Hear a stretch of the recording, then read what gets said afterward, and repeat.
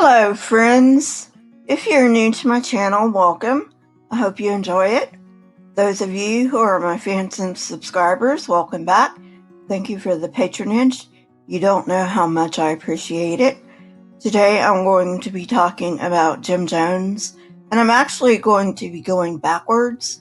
I'm actually going to be looking at his childhood. Why? Well, because a lot of the building blocks that we have for our personality form in childhood. Now, I am not saying that a totally wretched person can blame their childhood, because they can't. But the building blocks can be found there. James Warren Jones was born on May 13th, 1931, to a father who had been injured by a gas attack in World War I and a factory worker named Lynetta. They soon moved to Lynn, Indiana, but they ended up as outcasts because of Lynetta's behavior and the fact that they never attended church. Jim Jones started first grade in 1936, and Lynetta went to work at a glass factory. Even when all of them were home, they had few visitors. Lynetta had told young Jim not to enter the house until she was home. As a result, he wandered Lynn's streets after school.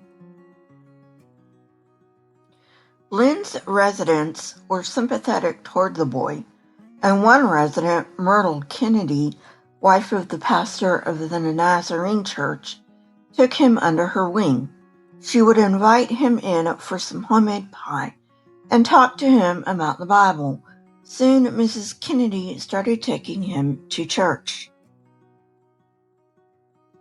He had an amazing ability, recalling everything he heard, including lengthy scripture passages. Even though he liked Nazarene services, he became curious about other churches and began attending revival services. After that, he would occasionally attend other churches' Sunday services. He also joined every church in Lynn, whether through baptism or whatever the church may require. So he had a cruel mother and a sick father and wasn't close to either one. However, that does not excuse his behavior. He had already picked up some bad habits. For instance, he always shoplifted candy bars, but the shopkeepers allowed it because his mother would come once a week and pay for whatever he took. However, it was the religious things that set him apart the most. He started out just saying strange things. One time, he and two other boys were playing in the Jones garage, and they thought it might be fun to walk out onto the rafters. This was a dangerous proposition because they could fall about 10 feet down. One boy headed back, but Jim had started walking up behind him, and he couldn't get back to the loft.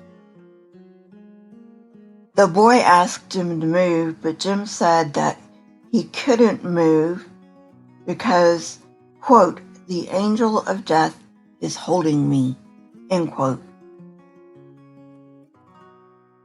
He started having funerals for animals about this time.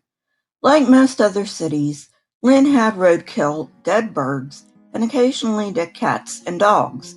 Jim began to pick up these dead carcasses, called the neighborhood children to gather, and performed funeral services for the animals. Soon, kids of his age got bored, so he got younger kids who were at first excited that an older kid wanted to play with them. They soon found, however, that Jim wanted obedience and they wanted to leave, but Jim scared them into staying.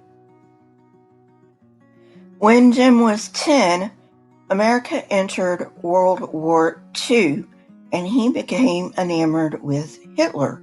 He began studying everything he could about the dictator, and he had no shortage of material because the American media was always covering Hitler. Because it would have been impossible to get the other Lynn boys to play Nazis, Jim rounded up his younger cousins. When they had trouble figuring out exactly what Jim wanted, he got mad and began beating their calves with switches, which left bruises. This, of course, got him into trouble with his aunts. Well, friends, that's it for today. If you like this kind of content, hit the like button, press the subscribe button, and if you want to know when I come out with new content, hit the bell next to the subscribe button. My Twitter, Discord, email, and PayPal links are in the description, along with the source that I used for this episode. Question everything and never be afraid. Please leave comments in the comment section. I love hearing from you. Here are a few videos from my library. If you have not watched them yet, go ahead and watch them and tell me what you think. Until next time, friends, goodbye.